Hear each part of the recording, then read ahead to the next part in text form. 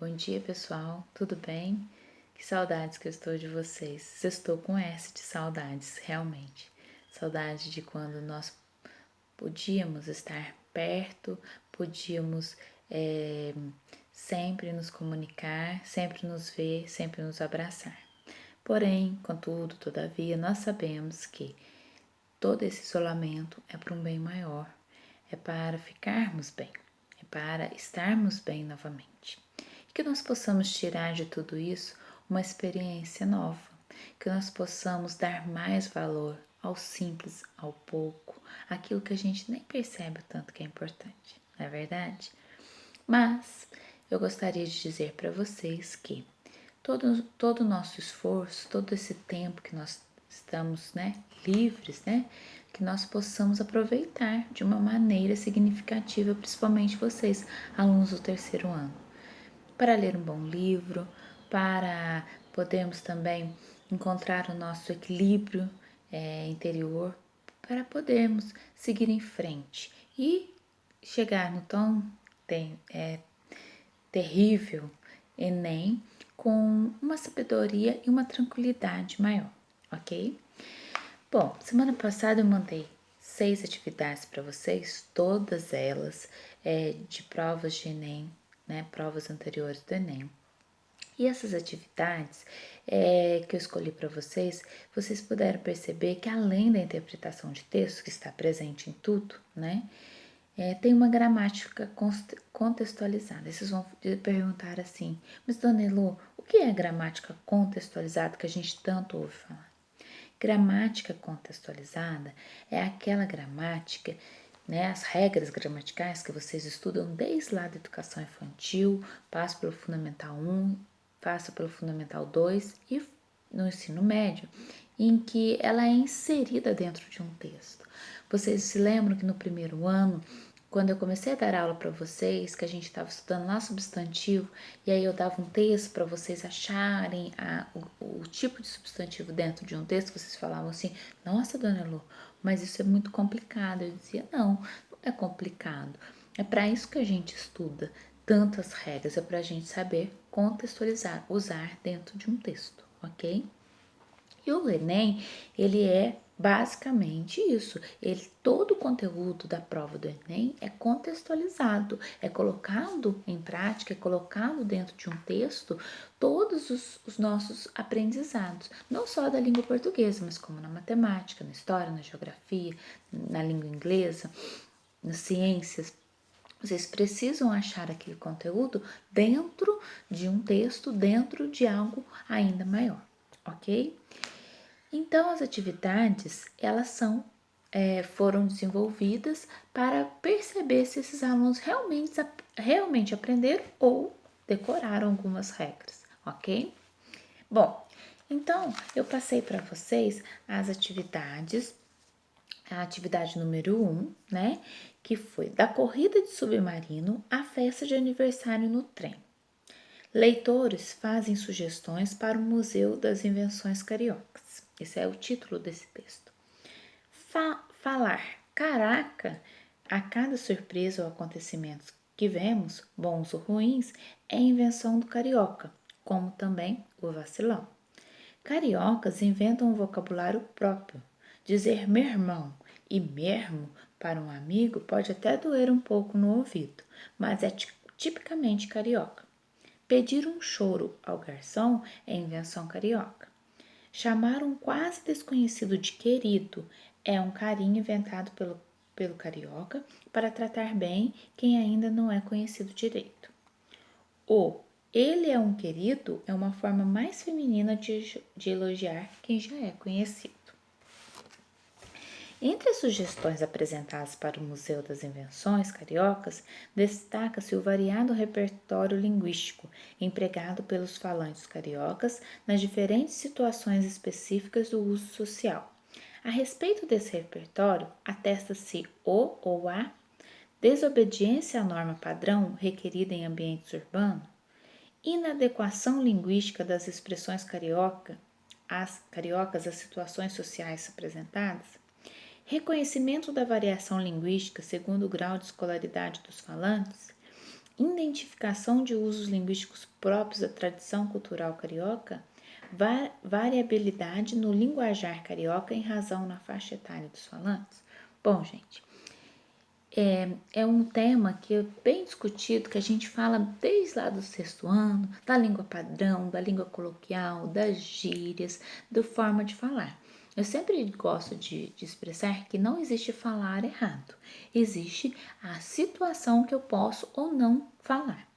Vocês lembram que eu sempre disse para vocês que a forma de falar é praticamente a forma que a gente se veste, pois a gente não coloca um terno nem um vestido longo para ir à praia, assim como a gente não coloca um biquíni para ser padrinho de casamento.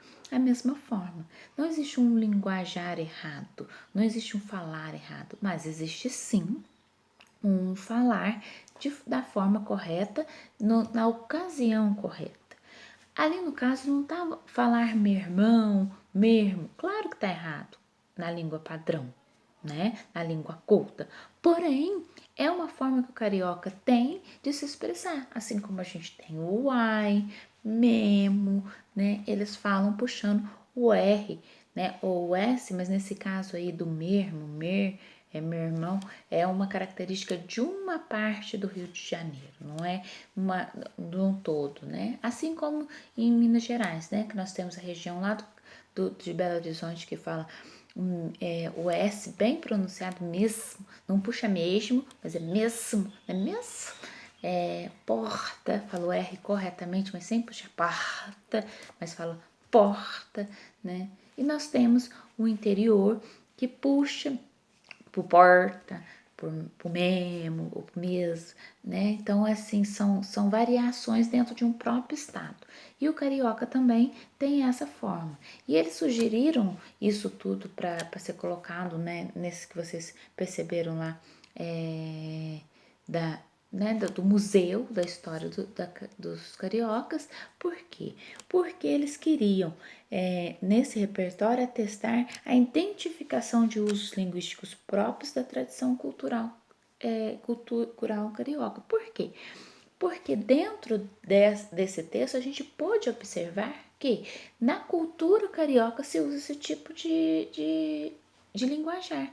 Então, nessa questão, ela engloba tanto a variação linguística quanto contextualizado a interpretação que vocês tinham que ter, que o texto referia justamente a essa variação. Por isso que às vezes o Enem, ele é visto como algo muito, impossível de ser feito. Eu acho o Enem uma prova muito difícil porque ela é muito extensa, então ela é muito cansativa. Então, como ela é cansativa, ela tem uma prova de resistência física, mental e psicológica. Mas, contextualizando tudo, depois que a gente presta bem atenção, que a gente avalia, a gente fala, puxa, era isso. Parece uma coisa até boba às vezes, mas não é. Porque essa gramática, no caso aqui, variação linguística, ela contextualizou dentro desse texto, usando de uma forma até com muitas gírias. Ok? Então, a resposta certa é a letra D. Identificação de usos linguísticos próprios da tradição cultural carioca. Ok? Gente, eu vou falando aqui. O vídeo corre o risco de ficar extenso, mas qualquer coisa, eu não tenho como fazer uma live com todo mundo aí, eu não tenho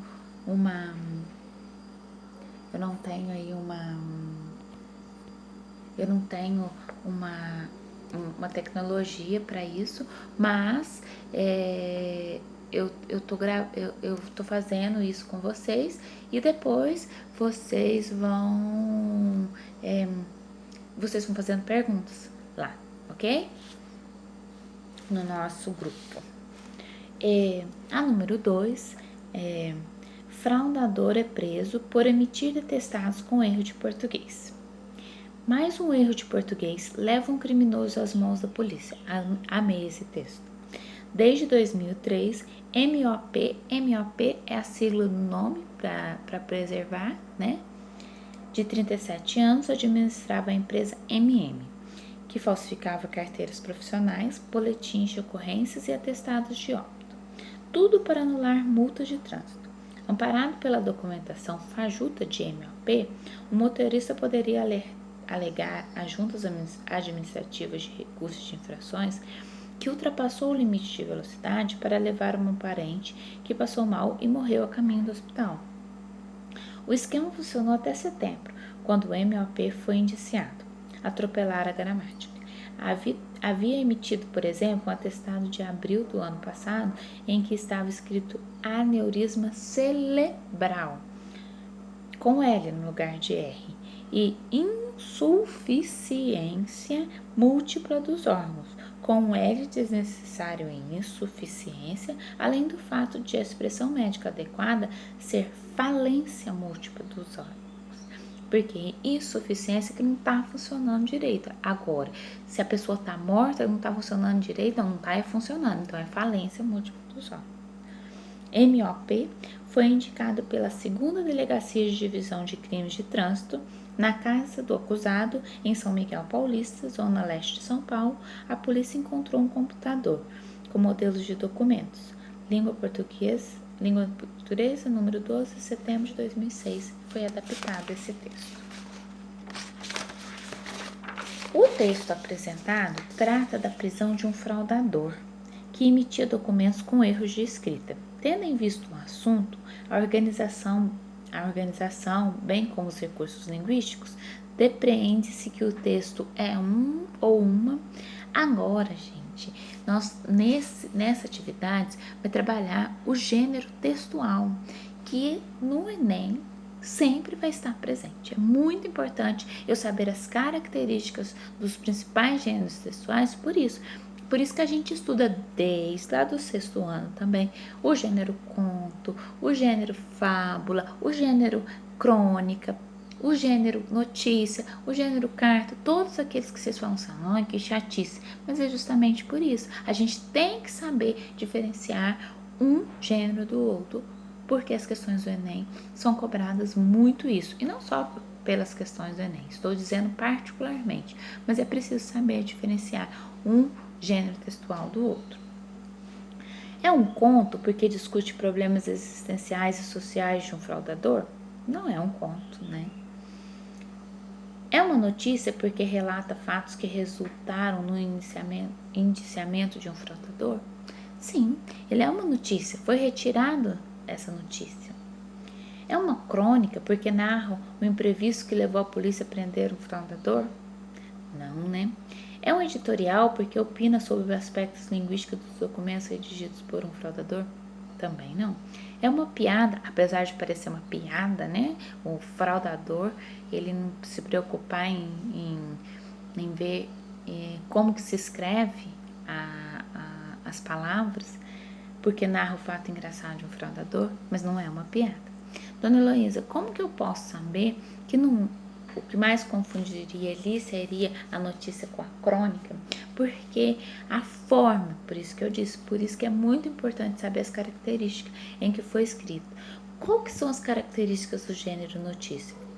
Eles são textos jornalísticos, eles não são literários, ele é um texto informativo, um acontecimento por meios de comunicação, ele é veiculado por meios de comunicação, ele é descritivo, ou seja, tem detalhes, ele é narrativo, textos bem curtos, linguagem formal, clara e objetiva, discurso indireto, a pessoa não participa, aquela que está narrando, e os textos em terceira pessoa.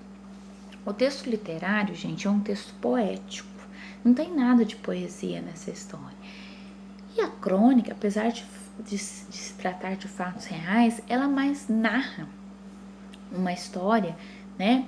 Mesmo sendo em fatos reais, ela mais narra, ela não informa. Muitas das vezes na crônica há participação do narrador. A notícia não. E a crônica também é algo assim, é um texto maior. A notícia é algo fragmentado e é algo, claro, objetivo. Ele não foge como na crônica, que tem lembranças, que tem algo assim, pessoal, tem algo assim da vivência. Não, o texto, a notícia, um texto jornalístico, ele é apresentado tal como é. Aconteceu assim, no dia tal, com a pessoa tal, da maneira tal e pronto. Então essas são as características da notícia. E esse texto é exatamente isso. Por isso que é muito importante eu saber diferenciar as características dos gêneros textuais, ok? Qualquer dúvida, vocês vão colocar lá no grupo que eu vou esclarecer, ok?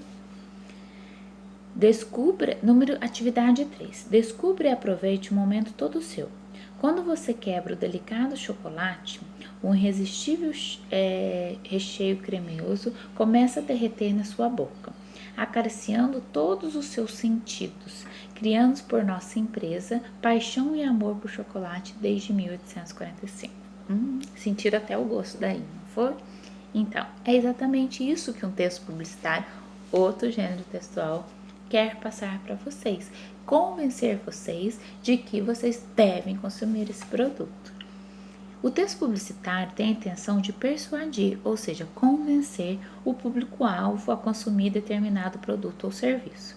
No anúncio, essa intenção assume a forma de um convite, estratégia argumentativa linguisticamente marcado pelo uso de conjunção. A conjunção quando não está convencendo ninguém a fazer nada, né, gente?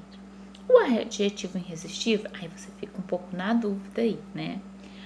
O verbo imperativo descubra, palavra do campo afetivo, paixão, expressão sensorial, acariciando. Aí eu preciso também saber as características do texto publicitário.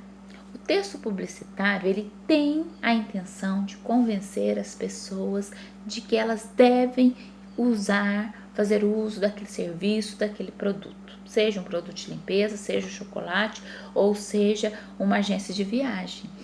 E uma das principais características do texto argumentativo, ele tem que ter os verbos no imperativo. Compre, venda, viaje, consuma, coma, certo? Sempre vai haver os verbos no imperativo, dando uma ordem, fazendo um pedido, mas para ser mais preciso, porque se eu falar, se você quiser, você compra o chocolate, eu não vou convencer ninguém. Agora, se eu dizer, compre esse chocolate, que você vai ficar satisfeito. Quer dizer, eu estou falando de uma forma, com autoridade, de uma forma que realmente eu vou convencer que você precisa usar das aulas da Dona Heloísa para ir bem no vestibular. Eu estou sendo firme, eu estou tentando convencer e vender o meu produto. O meu produto não está à venda, é oferecido gratuitamente para todos os meus queridos alunos. Mas quando eu quero vender, eu vou usar o verbo no imperativo para convencer o consumidor. Essa é uma característica do texto publicitário. Então, nesse caso aí, descubra, né, está sendo usado para convencer que esse chocolate realmente é o melhor do mundo. Ok? Combinado? Qualquer duvidazinha, vai lá no grupo e manda para a Dona Heloísa, ok? Número 4. Os que fiam e tecem, unem e ordenam materiais dispersos que, de outro modo, seriam vãos ou quase. Pertence à mesma linguagem fiandeira, carneiro, fuso, lã. Isso tudo está escrito em maiúsculo. Dos geômetras estabelecem leis e pontos de união para o desumo. Antes do fuso da roca do tear, das invenções destinadas a estender lã, linho, casulo, algodão, lã, tecedeira, urdidura, tear, lã, imersos no limbo, nas trevas do uniforme. É o apelo à ordem que o traz à claridade, transforma-os em obras, portanto em objetos humanos, iluminados pelo espírito do homem. Não é por sermos úteis lã, trama, crochê, desenho, lã, que o burel ou o linho representa uma vitória do nosso engenho. Tapeceira, bastidor, roca, lã. Sim, por serem tecidos, por cantar linhas enredadas, assim é que lã, coser, agulha, capúcio, lã, que suas expressões mais nobres são aquelas em que, com ainda maior disciplina, floresce o ornamento no crochê, no tapete. Fiandeira, carneiro, fuso, lã, no brocado. Então, É como se por uma espécie de alquimia, de álgebra, de mágica, algodoais e carneiros casulos, lã, trama, casulo, capúcio, lã, campos de linho novamente surgissem com uma vida menos rebelde, porém perdurável. No trecho retirado do conto Retábulo de Santa Joana Carolina, A Literatura, o autor emprega um procedimento singular de escrita, que consiste em... Gente, só um minutinho, que eu vou dar só uma olhadinha no João. Já tô voltando, peraí.